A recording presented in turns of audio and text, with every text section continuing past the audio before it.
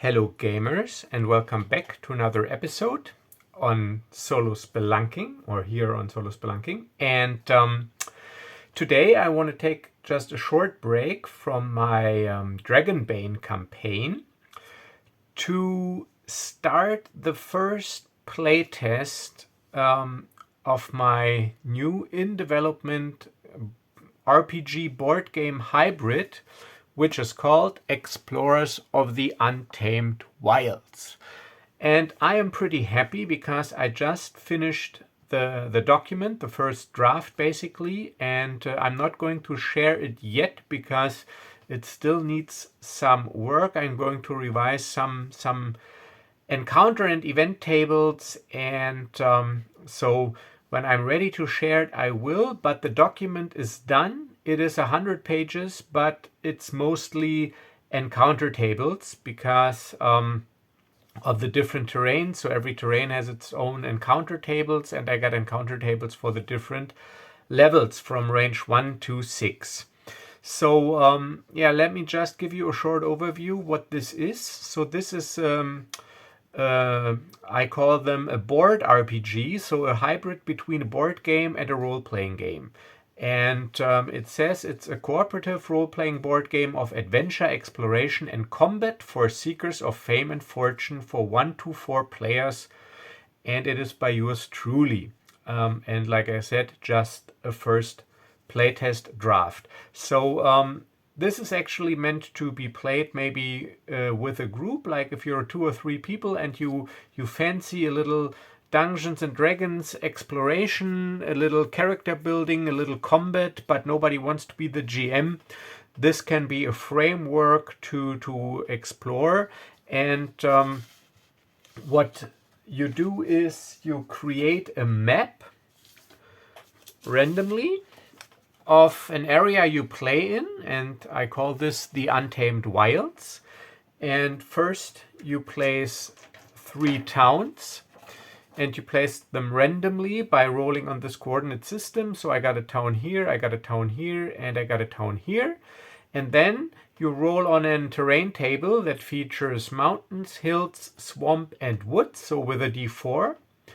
And you roll 8 times on that table to create these sections of terrain. So the hex that you roll is the center hex, and then you add the terrain adjacent to it, and then you add the next section, and sections can overlap. So and you also place 3 dungeons in the world, and the wizard's tower with which is like the end game. And basically the objective is to defeat the evil wizard who is living in this tower, wherever it might be placed on your map. And this is a level 6 legendary enemy. You start at level 1, so first you need, of course, to build up your characters to be strong enough to defeat this guy, and you do this by questing, by doing quests, fighting monsters, and exploring locations. You earn XP, and you use the normal 5th edition rules to play. And it's like a board game because it features movement on this map with a token and structured and set encounters. So almost like in my Reclamation Slums of Flan game, I took this as a base, but it's expanded. And like I said, the first draft of the document is done, but I have not printed it out. I will get it printed professionally if I'm happy with it. But I will just, and I usually don't like using tablets and PDFs on the table, but I have no other option right now. So I will just read you the story so you can also see some artwork. So the story so far. Life has always been harder and more demanding here at the edge of civilization, on the outermost border of the human, elven, and dwarven kingdoms. Ahead, the untamed wilds stretch out to the horizon. However, strange happenings in recent times have made the people uneasy. A demonic cult has emerged, and villagers, travelers, and sometimes even townsfolk have disappeared. The rumor is that they have been snatched away by the vile cultists to serve as human sacrifices in forbidden rituals. Rangers report of strange activities around an old abandoned wizard's tower in the Untamed Wilds. Sometimes strange dancing lights, other times it is an abyssal chanting. Nobody as of yet has mustered the courage to investigate these events, but one name is whispered on the streets and behind closed doors. Al-Arash. Al-Arash, the demon worshipper, the undying, the black mage, the devourer of souls, the lord of darkness. He has been given many names. Maybe he is all that, maybe he's just a mad mage. Whatever the case, you are determined to make a name for yourself and leave a mark on this world, here at the border of civilization in the Untamed Wilds. Maybe you should investigate that tower and look into these Al-Arash rumors. So this is basically the premises, and so there's like a distant overarching story, if you want to call it that, like with an emerging evil just as a backdrop. And if you're strong enough, meaning you're level 6, you can try to take on Al-Arash. So here you already know this picture from the community tab, where I posted a little teaser. So this features AI generated art, and that's the premises. And what I want to test today is the dungeon delving mechanic, because the dungeon delving mechanic is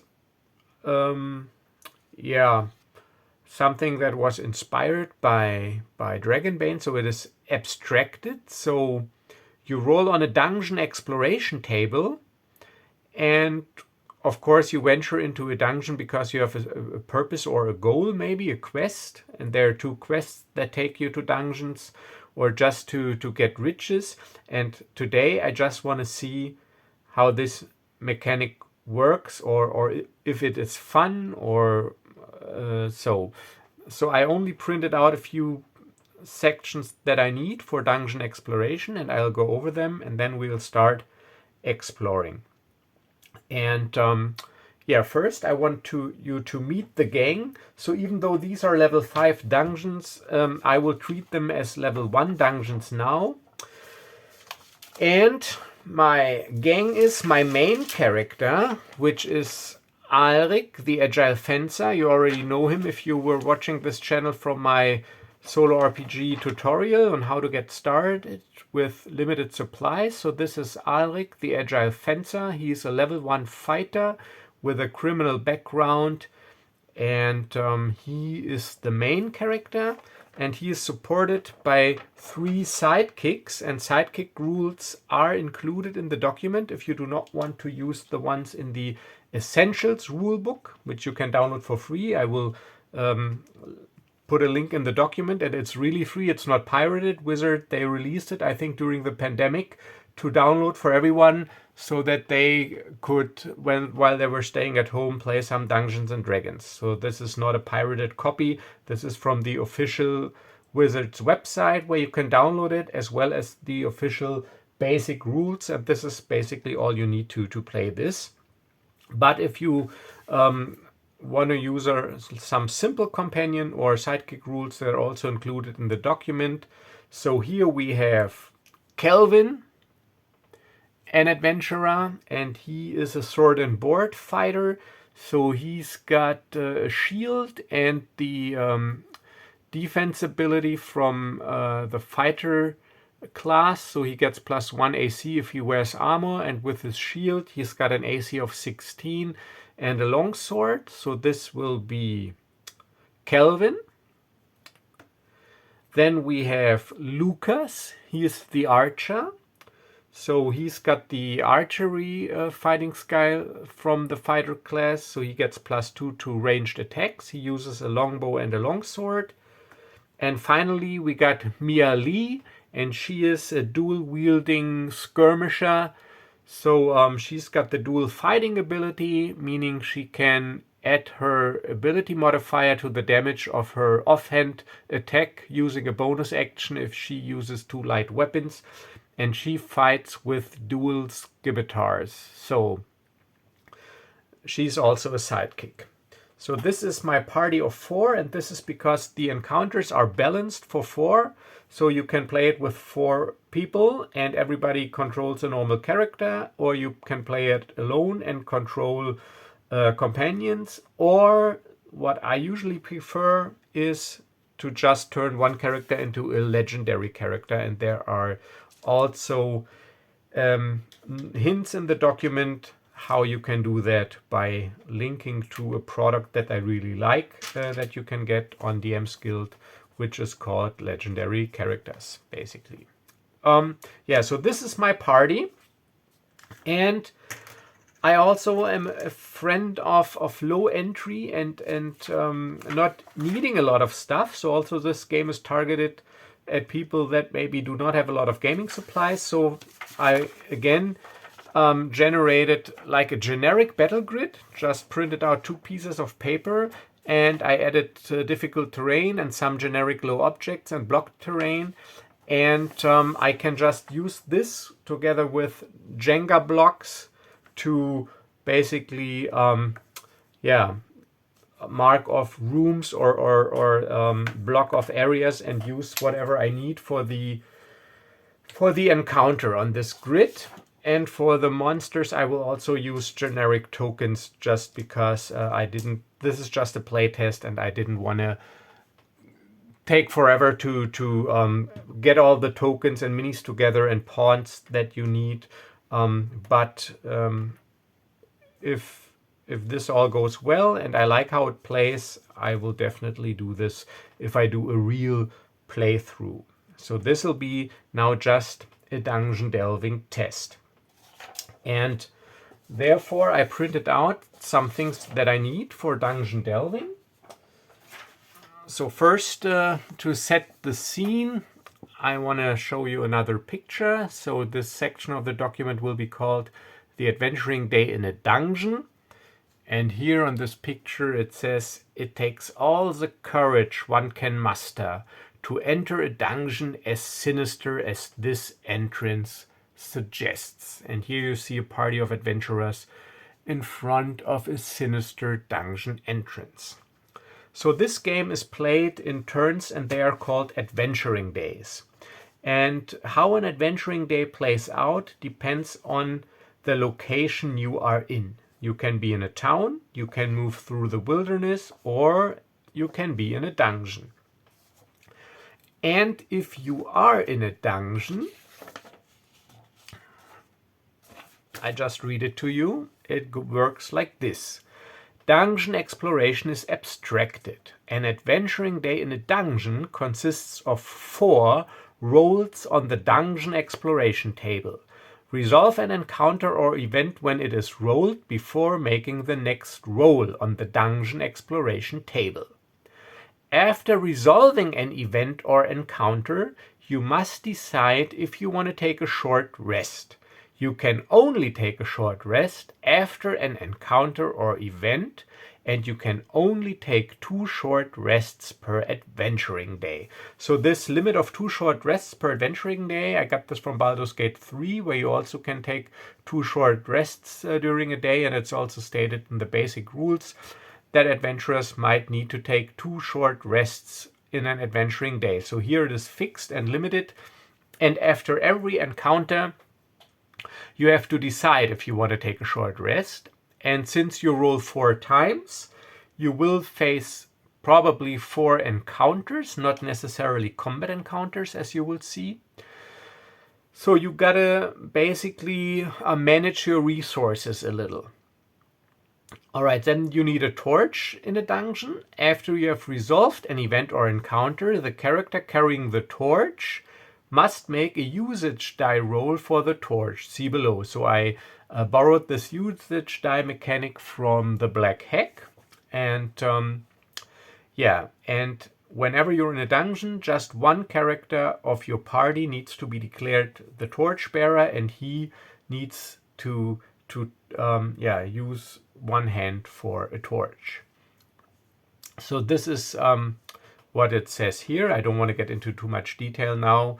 And then after you have resolved your 4 rolls on the dungeon exploration table, the adventuring day in the dungeon ends and you have to take a long rest in the dungeon. And as we all know, resting in a dungeon is dangerous. So here it says you can't find a secure campsite in a dungeon. So in the wilderness, you can make a survival roll to find a secure campsite. And if you're successful, there's no encounter roll during the night. So it'll be a safe camp and a safe rest. But this is not possible in the dungeon. All right, so you still need the required items for a long rest. So this is not important right now. You can assign camp actions in a dungeon. So when you're making camp for before you go to sleep and take a long rest, you can assign one camp action to each character if you want to. And possible actions include foraging for food, crafting little trinkets that you can sell, and tending to wounds, or lifting morale by doing a performance, or I think these are the ones. And you can't in a dungeon forage for food, so you gotta use your supplies that you have. And then once you go to sleep, you have to make a random encounter check during the night with a 2 in 6 chance of an encounter. And an encounter during a long rest is always a combat encounter. And so resting in a dungeon is dangerous. So now the question is, how do you leave the dungeon? You can, if you see, this all gets tough, you can leave the dungeon. You can decide to leave the dungeon at any time after you have completed a long rest and started a new adventuring day before making the first roll on the dungeon exploration table. So this is to keep this mechanic of always starting the day fresh in a new area for the turn sequence. And in game terms, just think of it as you need to backtrack to the exit. So this is why you can only leave after a long rest before you roll on the table. So basically then you just start a fresh adventuring day in the wilderness and can move around. And here we got another picture, and it states, sometimes it is better to try your luck another day and leave a dungeon as long as you still can. So I should edit this and put down while you still can. So see, I will just do this. But remember, English is not my native language. So while you still can, I think would be nicer. So this is basically the basics that all we need. So now let's just start. So here I made a little day tracker for the dungeon, which I can move for the 4 rolls, and then it goes to rest, and then it starts again with the first roll on the exploration table. And I need to set a marching order, or I want to set a marching order, and my torchbearer will be Alric, because he only has a one-handed weapon, and he's got the duelist trait. So as long as he's not using any other weapons and only using a one-handed weapon, he gets a +2 damage. So he'll be the torchbearer, and he will be backed up by Kelvin, the sword and board guy. And then we will have Miali, and a little further back, because he's like ranged support, we will have the archer. So, and I don't know if you can see it here, what I did. Let me show you.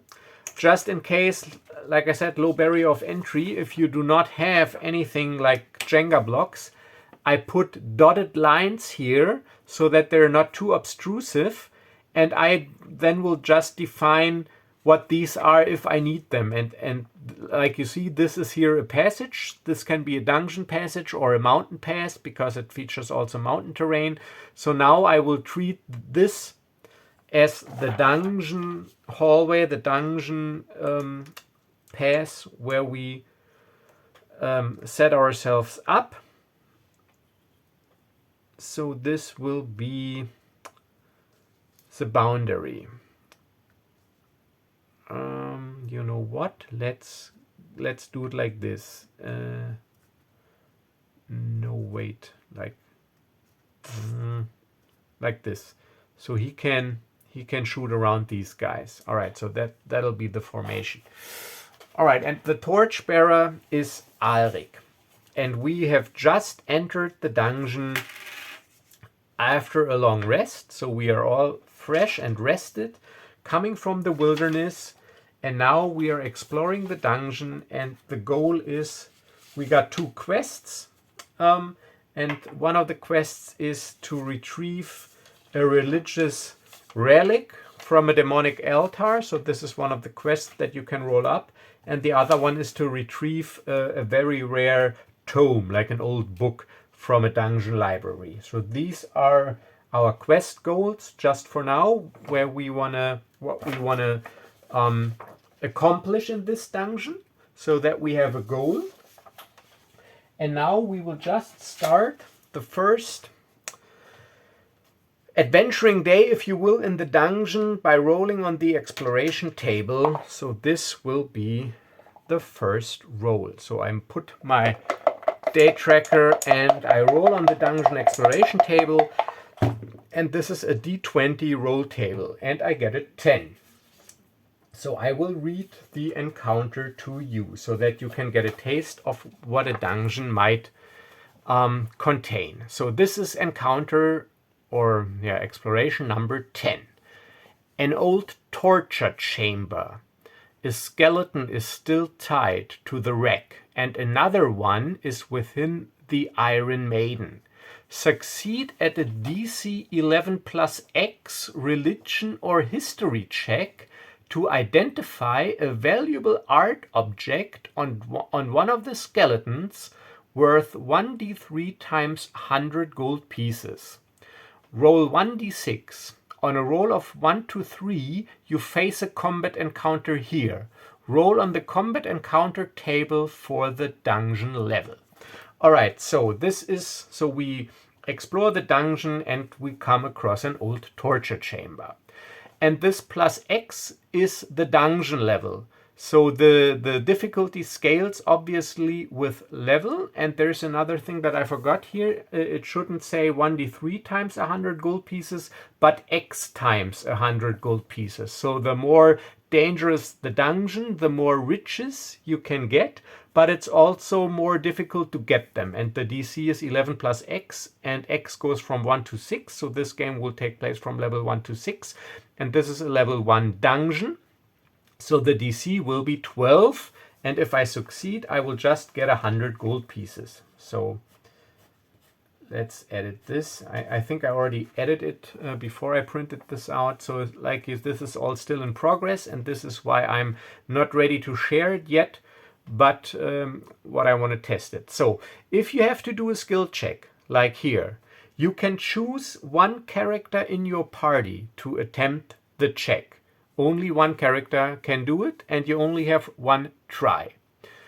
And so it is either religion or history, and this is because to identify the valuable art object. So this is the reasoning behind this, and I wanted to give also these skills a use that are not that much used in normal play maybe.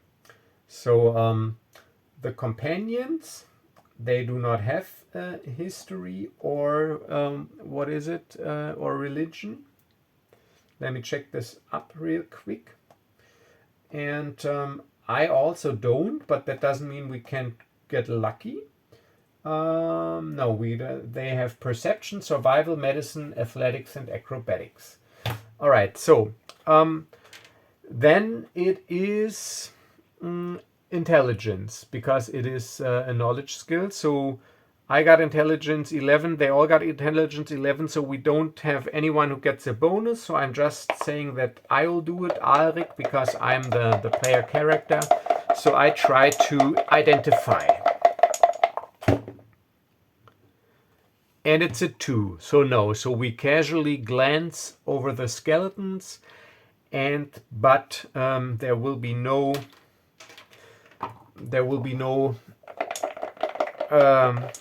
valuable art object or jewelry that we can identify. And now I need to see if I face a combat encounter here. No, I don't. It's a 5. All right, so this torture chamber is empty. And now, after this encounter, the first encounter, I could choose to take a short rest, which I do not need because nothing happened just yet. And I need to make a usage die roll for the torch. And the usage die mechanic, and one guy carries a torch, that's me. I got 5 torches in my adventurers pack. And this is from the Black Hack. So it's a d6. The torch has a d6 usage die, and if I roll a 1 or 2, it downgrades by 1 step to a d4. No. So I just put the d6 here in the where it says torch as a reminder, and if it downgrades, I put a d4 here, and if it is gone, I have to light another torch. And the torch lasts only for 1 adventuring day, so after a long rest I also need to light a new torch. And if I do not have a torch and nobody has dark vision or some other enhanced vision, everybody that has not an enhanced vision has disadvantage on all d20 rolls until you basically get a new torch or exit the dungeon. So this is a simplified light mechanic. So that was the first roll on the exploration table, and we move to the second roll on the exploration table. And we will roll again.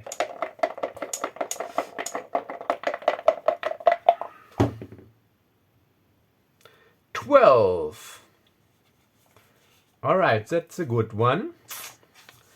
So 12 is the following. In a small niche in the passageway, you discover a small shrine dedicated to a good deity. Or deity, I don't know. Succeed at a DC 11 plus X religion check to get a blessing and gain inspiration for every party member. And this column here tells you also an XP value, and this will give me 200 XP, and XP is pooled and shared between all party members. So I just pool them. So DC 11 plus X religion check. So this is also 12 because the dungeon level is 1. And yeah, religion, nobody has it. I think it's intelligence, but I'm not sure. Let me look it up real quick. Maybe it's wisdom, but I think it's intelligence. Let me look at the character sheet here. Religion is intelligence, yes. So we already figured nobody has it. So I will just, Alrik examines the shrine and sends a small prayer to whatever deity might hear him. It's a 2 again, so nothing happens. And you also do not get the XP value. You only get the XP value if you succeed at the check, or if you, like, if there's a check and if you fail, there's something bad happening. Of course, if you resolve that encounter, you will also get the XP. But in this case, no success, no XP. And that was the second roll on the exploration table. So now we need to check our torch again.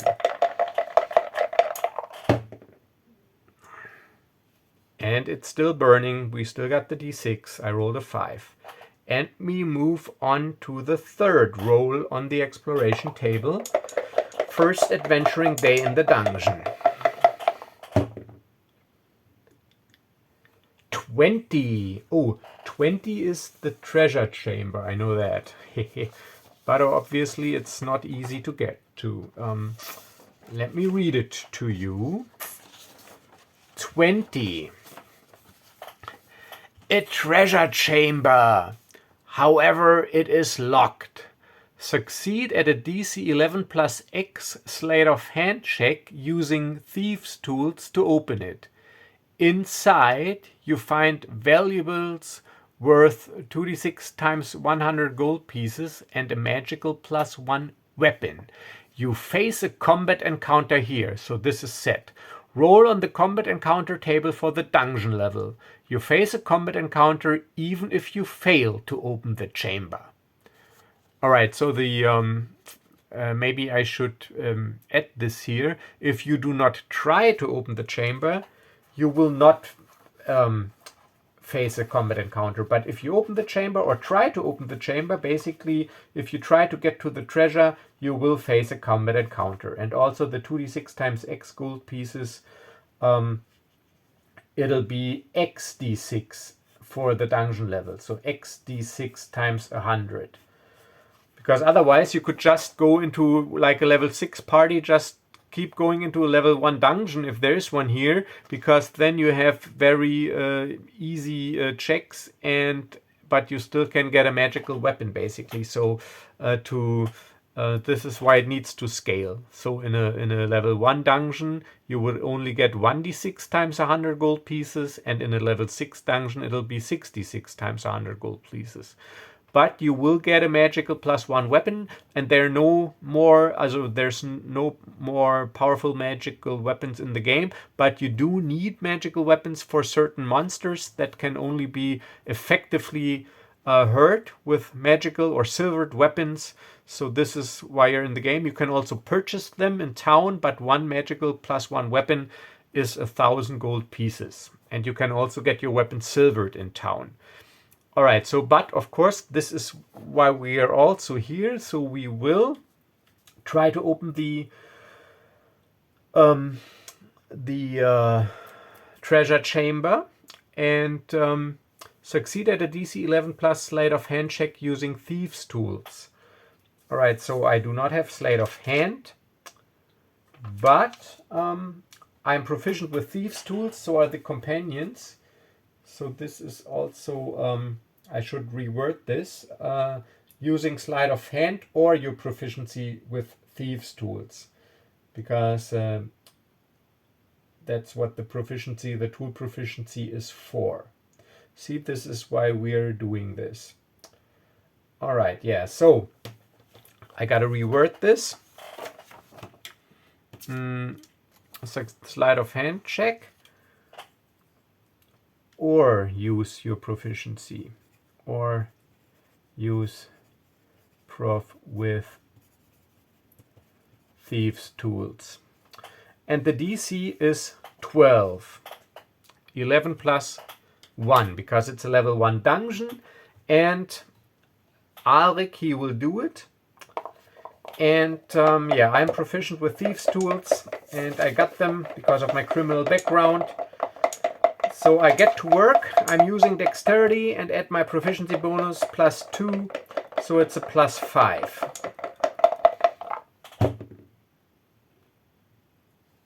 Yes, I succeed. I roll a 14.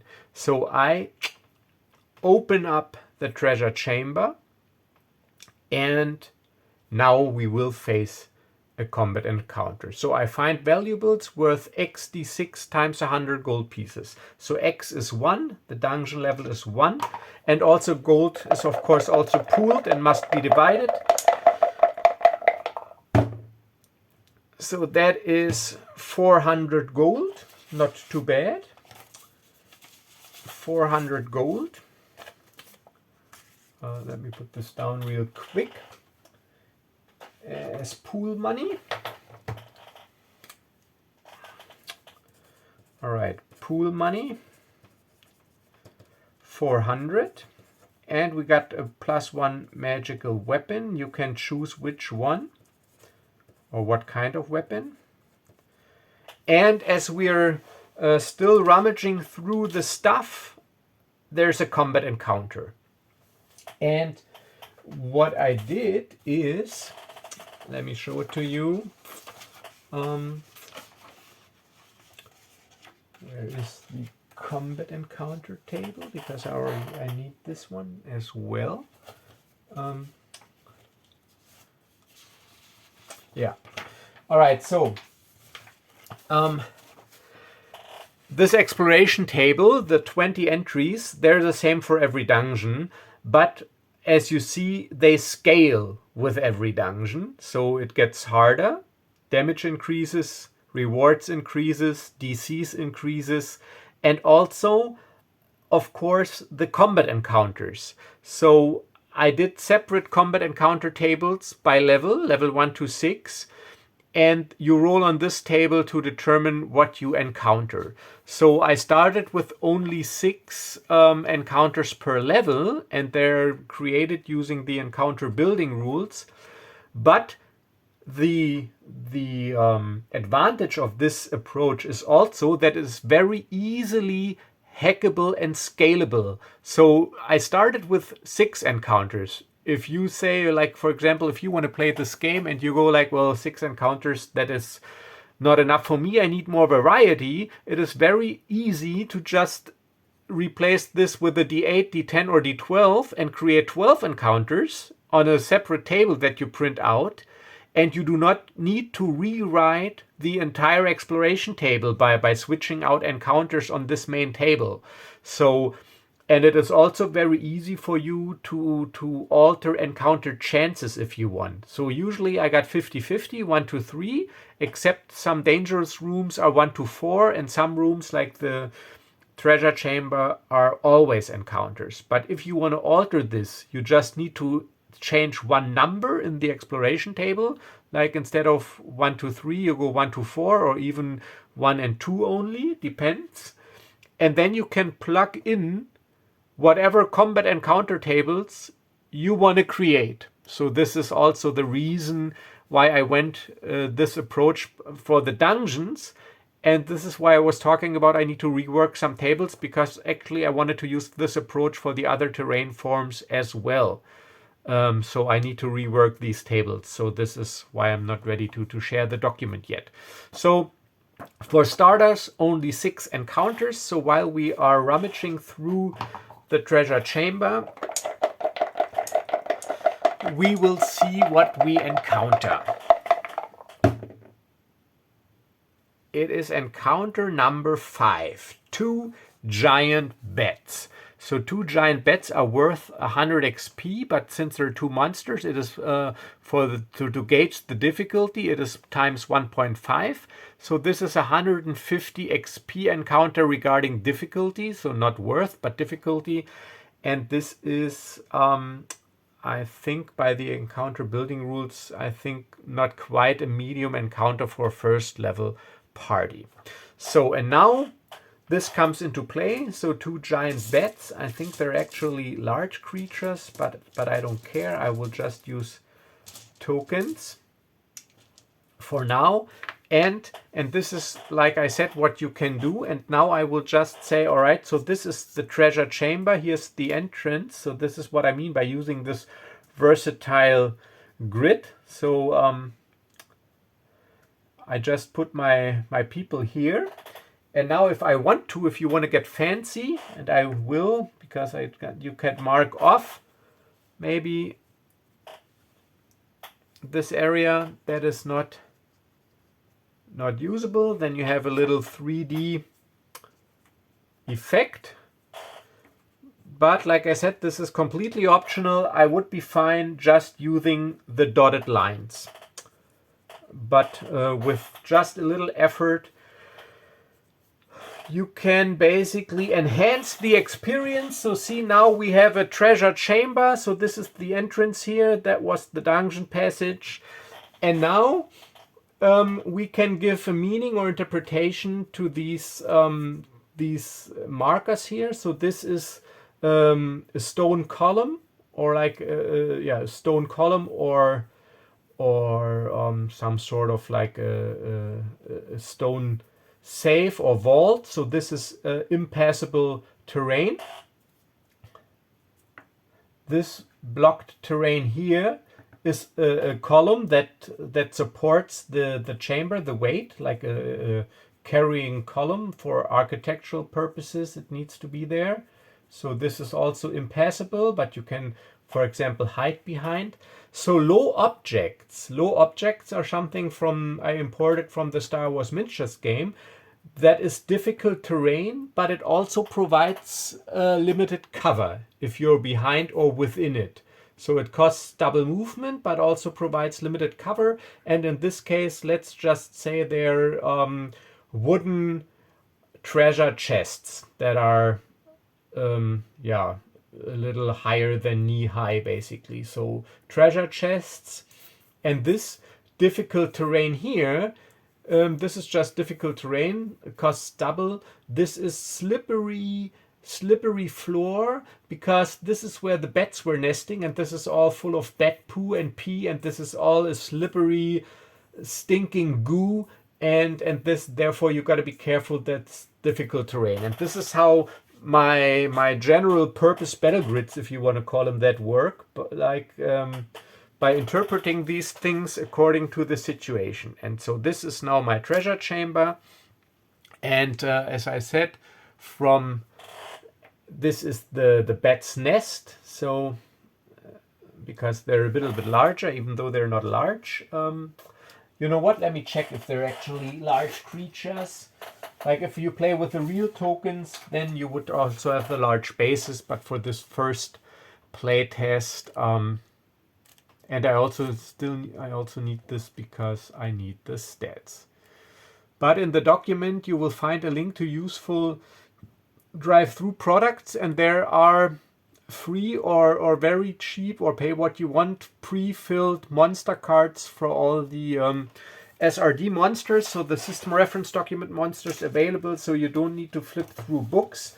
But here I got the giant red stats, and they are large beasts. Yeah, they're large, so if you play with the real pawns, they would have large bases, but for now it doesn't matter.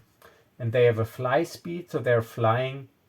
And yeah, they bite. And let me just jot down their stats real quick. So B1 and B2 for bet 1, bet 2. And they have each 22 HP, 22. The AC is 13. And they just attack with a +4 bite, 1d6 plus 2 damage. +4, 1d6 plus 2. So simple monsters. And bet 1 is the small one. So that is the smaller token, so I can keep track of the hit points. And this is the other one. I could have also used different colors, but I like black for bats. Alright, so now we go to initiative. And to speed things up, I use the same rule that I use in my Reclamation Flan game, that all the heroes, they have a fixed initiative. They have 12, which is above average, plus dexterity modifier. And you only roll for the monsters and slide them into this initiative order, basically. And so the bats, they have an initiative modifier of +3. So my initiative, Alrik, he's got 15. 15. And the companions, they all have 14. Because they have +2 dex. So the companions, I don't like calling them sidekicks, so I call them companions. They have 14. And then we see what the bats have. And they got +3. And I only roll for the bats. And I will slide them in the order. And this is still resolving the third roll on the exploration table. And they have a 20 + 3, 23, so they will go before us all. And this also makes sense because we disturbed them while rummaging through these things, and they they basically surprise us. And yeah, so they get to go. They're not really intelligent, so they're instinct driven. They have keen smell, so they will just attack whoever is closest. So that'll be him. And yeah, so and they have a fly speed, so they just ignore difficult terrain. So it only costs 1 square of movement. They have a fly speed of 60 feet, which is also double of what a human could move with one action, with one move. So basically, reaching them is not a problem. So this bat goes flap flap flap. 1, 2, 3, 4, 5.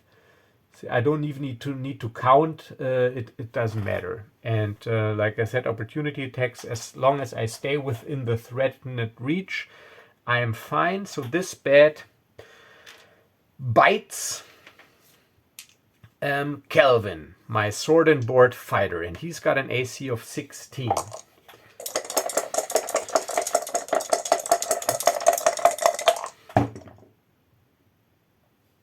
And it misses. It rolls a 2. Plus 4, that is not enough. And the other bat follows the lead and moves up and also bites. Plus 4 versus 16. That's a 4. No, but it would have been max damage. All right, so that's for the bats. Now it's Alrik, me, and then the companions. All right, so I am a melee fighter. I got the torch in one hand, and I also got my rapier. So, and I attack plus 5. So I will move 1, 2, 3, 4, 5, 6. No attack of opportunity because I always stay within the threatened reach. 1, 2, 3, 4, 5, 6. Difficult terrain, counts double. So I move up there and I attack the large bat. Large from the token size. Plus 5 versus AC of 13. And I will use the blue die because I rolled a lot of, I think, 2s or 4s with the green. Or was it the blue die? I think it was the blue die, but anyhow, I like the blue one.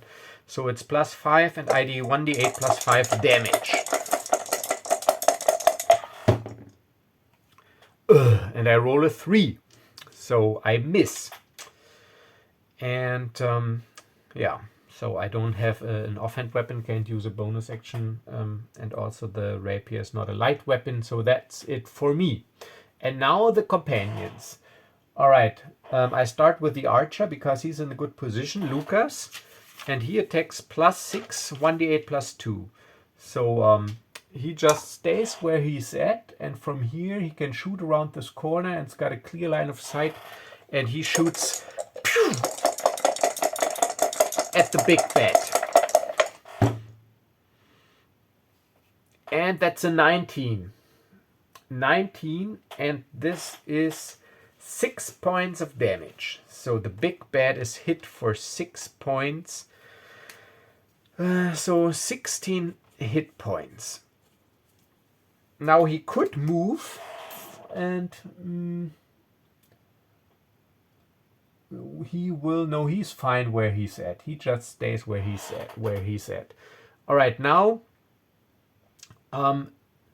Lucas, he will not stay where he is at. He will move 1, 2, 3 to get next to Alrik, but still, no, wait, I would move out of this threatened reach and get an attack of opportunity, so I will not do this. I will stay put and concentrate on the wounded bat, because I see that there's an arrow stuck in this leathery body, and now, now I will attack. I will just move, no, I will not move here, so I will block his path. I just stay where I'm at and attack.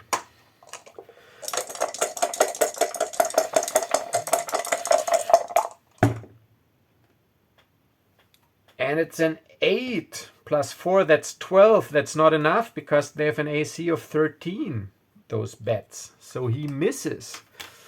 And yeah, that's it. And now we got our dual-wielding Mia Lee, and this is great because she can make an attack with her hand and bonus action offhand, 2 attacks.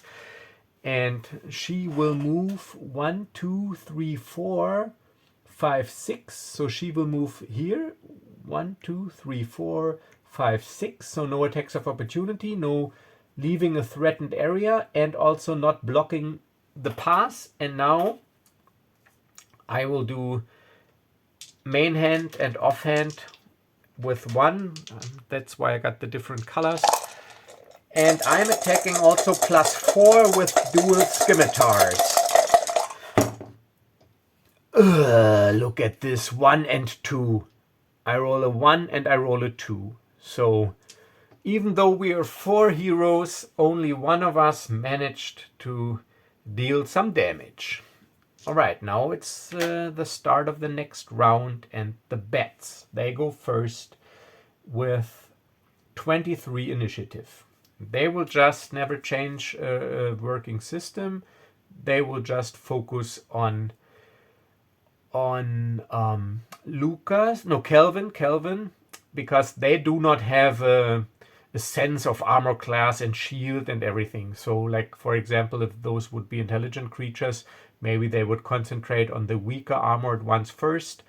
But they will just attack and try to bite with +4, 1d6 +2 versus Kelvin, who has an AC of 16. Oh, they hit with a 19, but luckily, so the big bet first, luckily only a 1 +2, that is 3 points of damage. And Kelvin, he's got 11 hit points, so now he's at 8. And now the other one.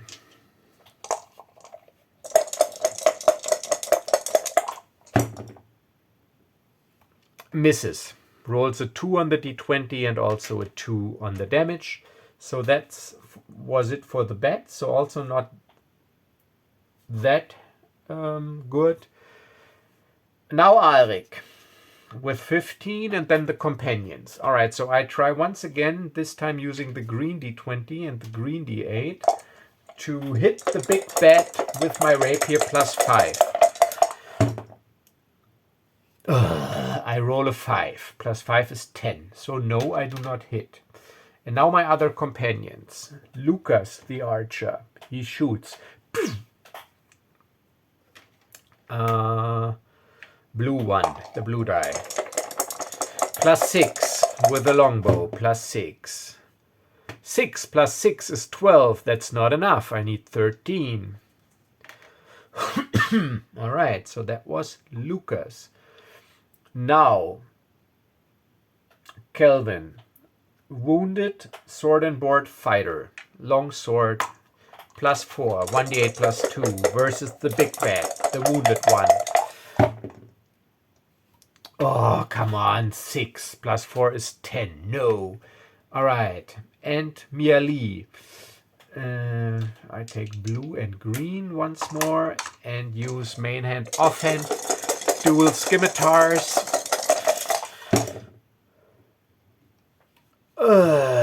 What is this? 1 hit. Yeah, great. 4 points of damage. Woohoo! But better than nothing. So 1 hit for 4 points versus the big bet. So the big bet is at 12 HP. Yeah, and I think that was it for the companions. I think I didn't forget anyone. You know what? Let me do just my turning method here. So they all acted. All right, next round. The bats. They have tasted blood and focus on Kelvin, the sword and board fighter. Bet number 1.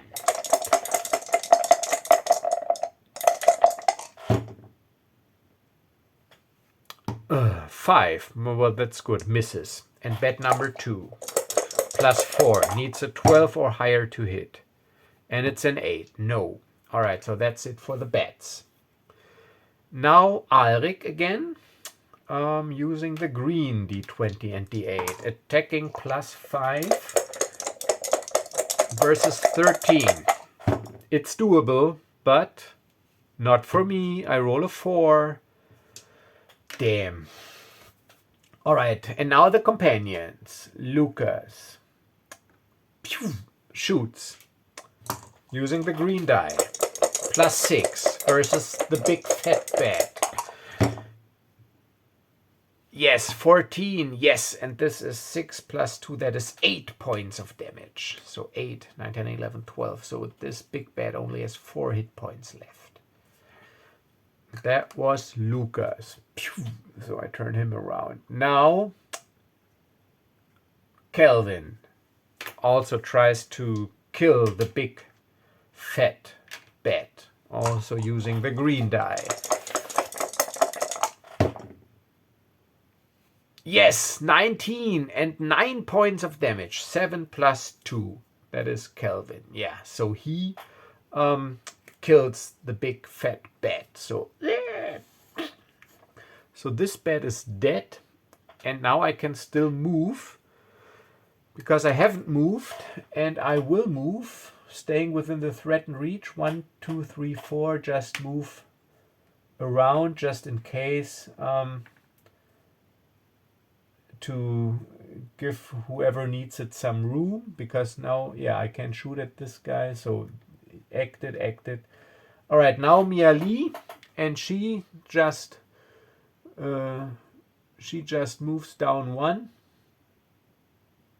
like so, diagonally,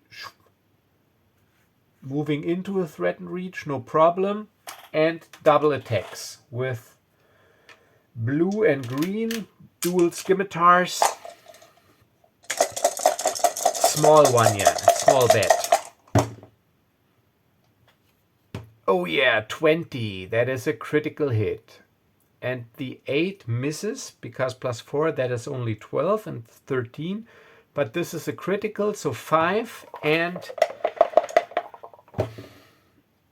4, that is 9 plus 2. 9 plus 2, that is 11. So that is half hit points. So the small bat only's got 11 hit points left.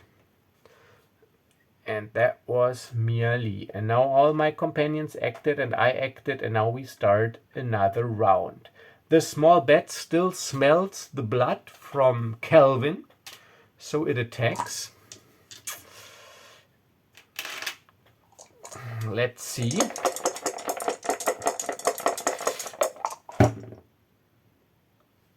But it misses. It rolls a 5.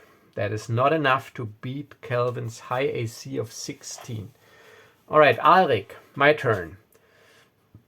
I move 1 square, like so. Attack with the rapier, green die. Plus 5, doable. But not for me. I roll a 2. So I think I have not scored 1 hit in this battle with a plus 5 versus an AC of 13. So much for randomness. All right, so that's it for me. I have acted. Now the companions. So Lucas the archer goes first again, and he just moves like so. From this corner, clear field of fire, no cover. And also using the green die combination. Let's see. Plus 6. Yes, he does it. 9 plus 6 is 15 for maximum damage. 10 points of damage. 1 hit point left. This should be doable because we still have 2 companions left. All right. Kelvin, he wants to take revenge and attacks. Plus 4. 1d8 plus 2. Only needs to hit. AC 13, and he rolls a 3. He doesn't hit. Now it's all up to Mia Lee with her dual scimitars and using the blue and green die combination.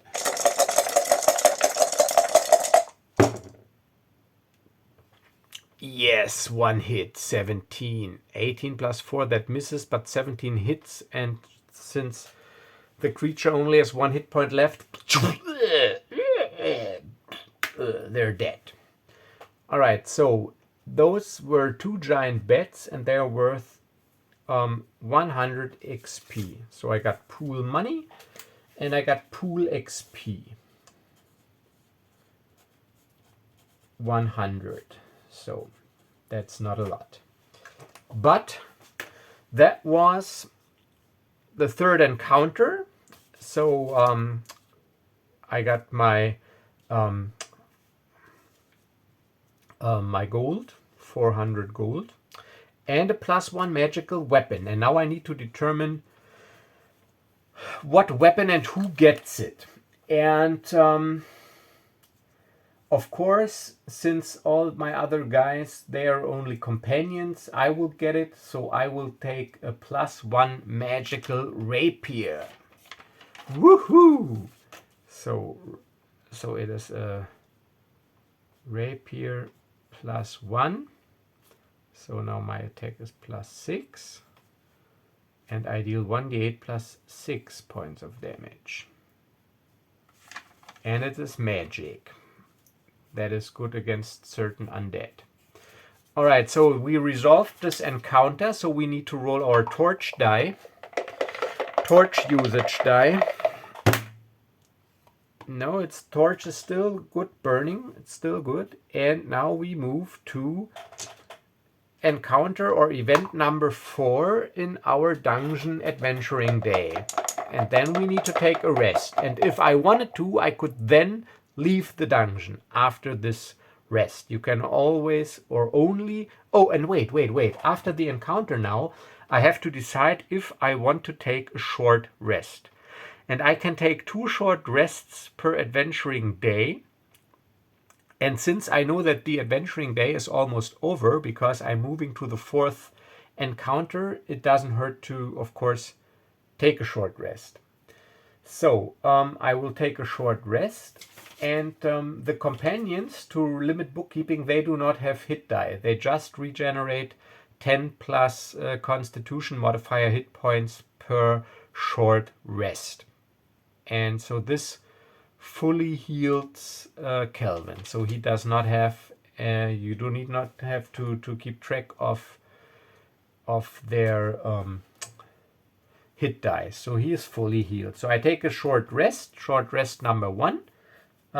Usually you could, you know what, also for the day tracker, put 2 circles here with an R for rest and use another token and mark them. So I used 1 short rest, just like in Baldur's Gate where these little dots go out. But since the adventuring day will end, doesn't really matter, but maybe another counter is also pretty difficult. So we move to 4. We checked our torch and we move to 4 and roll on the exploration table. And it's a 4. We roll a 4 on the dungeon exploration table. And look, and this is for my quest. All right, so dungeon exploration table number 4.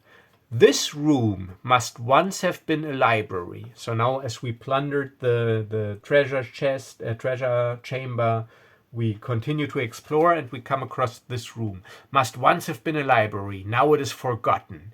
You can find the tome to complete quest number 6 here. Yeah, so the quests you roll randomly. There are 12 quests, and and this is quest number 6. To identify the tome, succeed at a DC 11 plus X. Again, that is the same mechanic that I use all the time. So it's always 11 plus X, and X is the level. Arcana, history, or religion check. On a success, you identify the needed tome. On a failure, you must discover another library to attempt to complete the quest.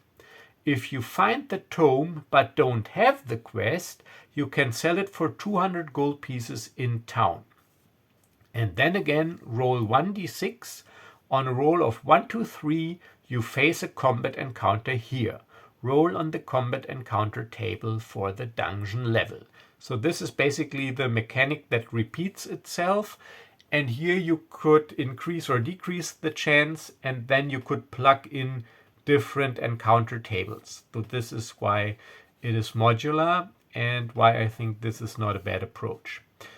All right, but now we still need to get this stupid test done. And same problem, I got the wrong skills. Arcana, history, or religion. I do not have a cleric with me. I do not have a mage with me. So DC 11 plus X, so that is 12. Nobody has an intelligence bonus, so I just hope that I will be lucky.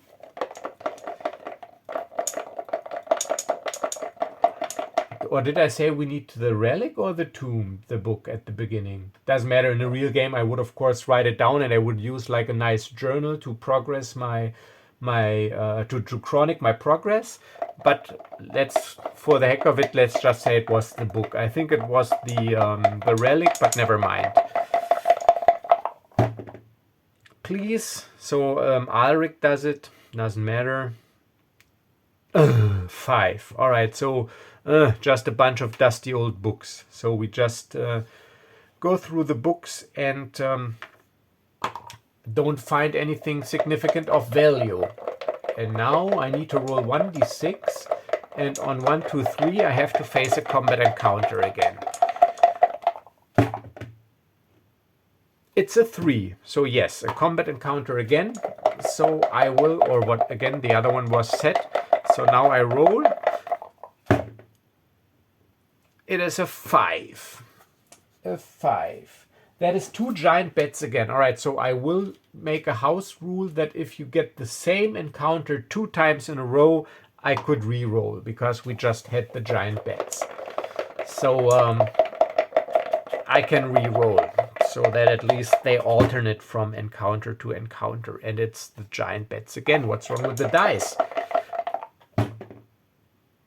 It is a 3. It is 2 flying swords. All right, so that's fitting also. So let's just change the room a bit just for fluff. And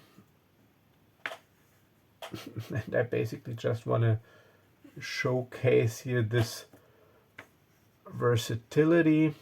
So this is now the library, and this is the bookshelf. So we are in front of the bookshelf looking at it, and this is the entry here. Difficult terrain in a dungeon is always slippery floor. So Lucas, he's standing guard, watching our rear, and Miali is somewhere in the middle to be quick wherever she's needed.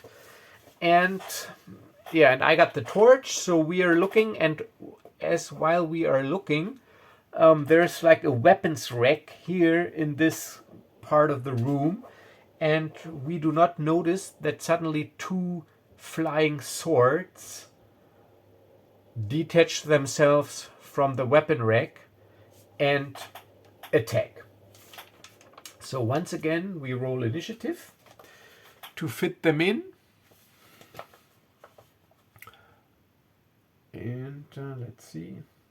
Flying sword, it's right here. Oh, damn. I will never hit these guys because they have an AC of 17. Well, I will hit them, but like AC is yeah how difficult it is to actually hit and hurt, to inflict a significant hit. So it makes sense that they have a high AC because, I mean, they're swords, you know. Basically flying long swords. And their dexterity is +2. So, they have an AC of 17. And just to distinguish, I will use a gray and a black one. Would be better if they were both gray because of the sword. It would fit. They're small, so it also fits. But to distinguish, I will use different colors. So the AC is 17. They attack +3. +3 for 1d8 +1. And they have hit points 17. So again, we have S1 gray and S2. And they have 17 hit points each. So I got my scrap paper straight. Now we need to roll initiative. The enemies always use the red die or the orange die. So +2, And then I will fit them in. 14. All right, so they have the same as the companions, but heroes always win ties. So I just give them... so I got 15, 14. I give them a 13. So swords, so that I know that they're last, because my companions, they win ties. All right, so I go first. So while I'm examining these books, out of the corner of my eye, I see movement. And yeah, I alert the gang, the party. Careful! Enemies incoming! Some strange magic! Alright, these low objects here are overturned bookshelves that got overturned, and so they're difficult terrain and provide some cover. Alright, so do I have a ranged weapon? Let's see. I have a light crossbow. Yeah, I do have a ranged weapon, because I think because of the difficult terrain, or let's see, diagonal counts 1 here in this game. So that'll be 1, 2, 3, 4, 5, 6. Yeah, I can go here. So I just move up 6, because I also now have my magic +1 rapier. Let me check damage, immunities, poison, and psychic. Alright, but they have no special damage resistances that I would need a magic weapon for. Alright. So yeah, no, I can just attack normally. So I will +6 versus AC 11. I try my luck again with the green die.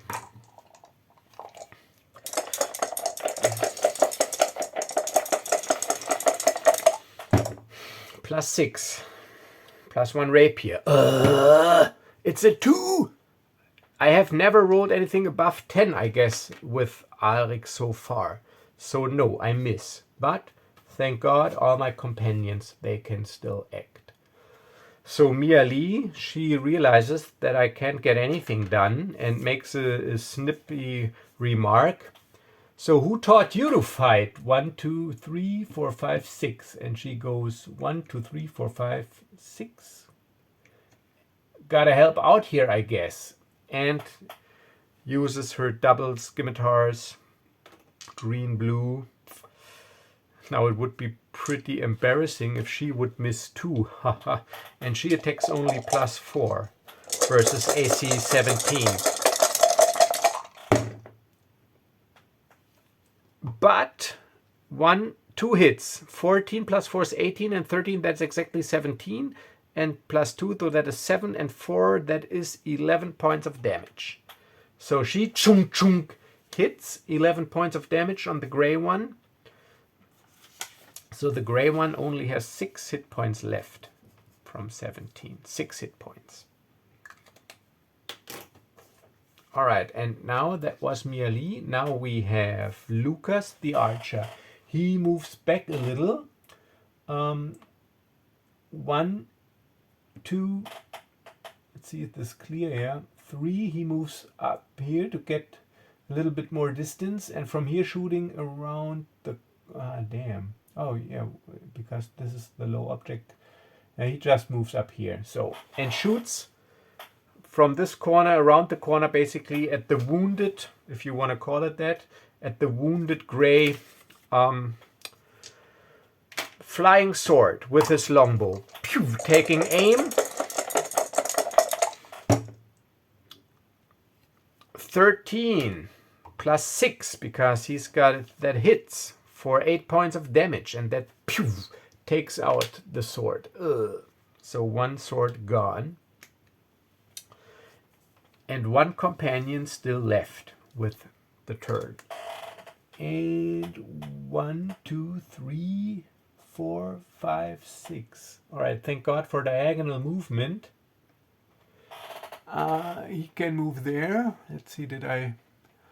I gotta put the camera. You can't really see. I just saw it. Sorry, but yeah. All right, now you can see better. Damn, should have looked at the camera earlier. But that's all right. This is all unedited, raw, just from the gaming table. So Luke, no, Kelvin. It's Kelvin, +4. Using the green combination.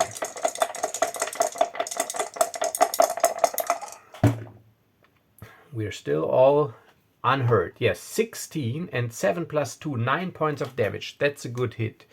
So 9, that is 8 hit points left. Now finally all our companions acted. Now the sword gets to act. And it attacks. Is it intelligent? Intelligent 1, -5. No, it's just an animated object. So it just attacks the closest one, and that is Kelvin, who happens to have the highest AC. But that's all right. +3, 1d8 +1. So no, 10 +3 does not hit. All right, so we were lucky. I think we can get out of this without suffering any damage. Alrik moves 1 magic rapier, +6, and 1d8 +6. He misses. He rolls a 6. +6 is 12, and he would have dealt 1 damage, but +6 is still a lot of damage, but he is not hitting anything. So that was Alrik. Because he's so ashamed, he turns around. All right, now, since he's right there, Kelvin, +4 longsword attack.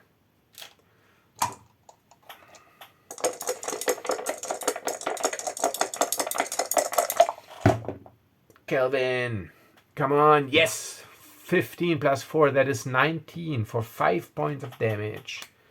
5 points of damage, so only 3 hit points left. That was Kelvin, and he moves a little out of the way. 1, 2, 3, staying within the threatened reach. No attack of opportunity.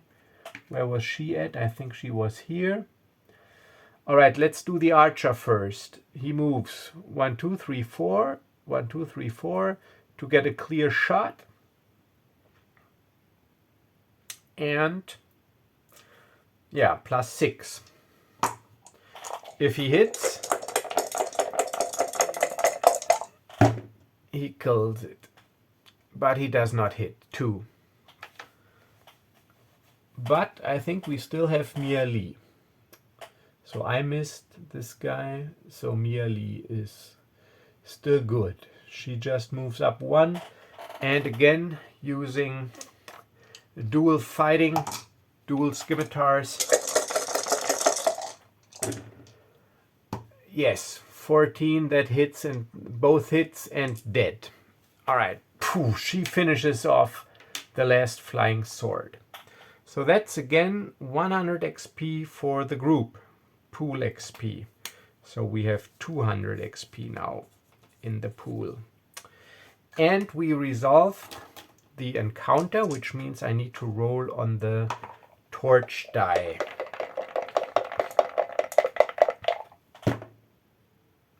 And I roll a 1, so this die decreases to a d4.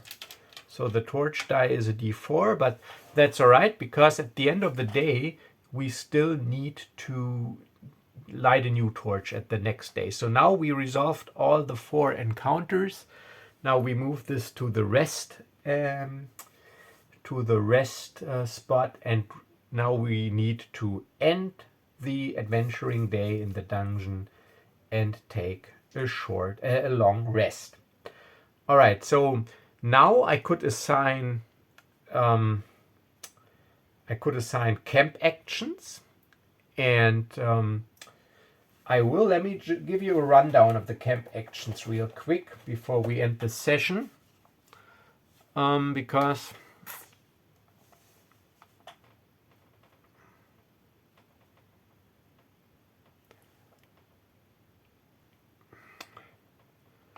all right, camp actions. All right, you can forage for food and water. but not in the dungeon. You can tend to wounds. You need a healer's kit for that. And you got to be successful with the DC 15 medicine check. You can brew a potion, and you can either brew a healing potion or an antitoxin, which lasts for 1 adventuring day. But in order to do this, you need 3 herbs. Herbs is the resource you can gather. You got herbs and crafting supplies, so these are abstract resources. And you can only brew 1 potion per camp action, and you basically, it's a difficult DC 18 nature check, and you need a herbalism kit and must be proficient with it. And then you need to succeed at a DC 18 nature check. You need 3 herbs, and then you can brew a healing potion or an antitoxin, and if you fail, the herbs are still expanded. So that's brew potion. You can lift morale. That is, if you like have a bard or something, 1 character in the party can entertain and lift morale. The character must be proficient with a musical instrument and must succeed at a DC 15 performance check.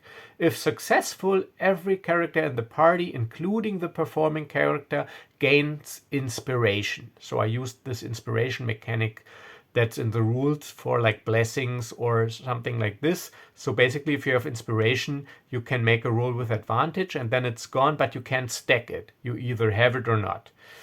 And so if I would get inspiration because my moral was lifted and then because I got blessed, it wouldn't matter. I only had inspiration. And then we can craft a small trinket. So you need to be proficient with either jeweler's tools, leatherworker's tools, or woodcarver's tools. And you need 3 units of crafting supplies. And then you do a dexterity check, adding your proficiency bonus if you're proficient. And if you succeed, you gain a small trinket, like a wooden figurine, a leather and bone carving, a necklace, etc., that you can sell for 15 gold pieces in a town. If you fail, you still expand the crafting supplies. So this is just to add some fluff and flavor. So basically, potion is useful, tend to wounds, morale. The crafting thing is just to add flavor to, like, example, pay for rooms in an inn or something with that. So, and in a dungeon you can do all this except forage for food and water. But nobody is wounded. I do not have any herbs. Nobody has a musical instrument, and nobody is proficient with it also. But your companions can choose. You can choose, you are proficient with thieves' tools, and then you can choose another proficiency of your choice. But for this test, I didn't do this. So these are the camp actions. You would assign them. And then, once all your actions are resolved, you need to make rolls for your supplies. So you have rations and water, and rations have a D8 usage die, water a D6. And everybody needs to roll. So I will not do this yet because